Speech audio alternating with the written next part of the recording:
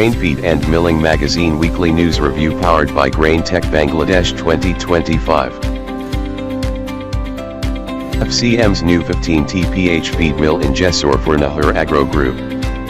OFCO International rotates sugarcane crops with soybeans to improve soil health and raise productivity.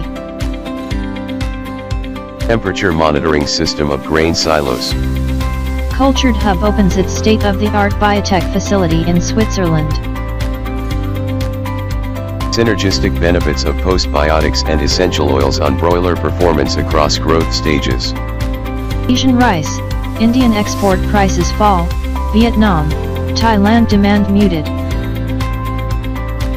Amendments made to the UK's welfare standards for laying hens.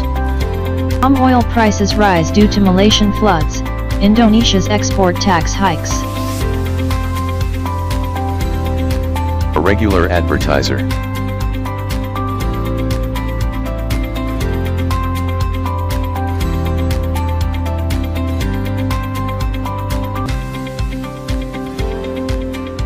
Grain Tech Bangladesh 2025 exclusive media partner Grain Feed and Milling Magazine. Thanks for watching.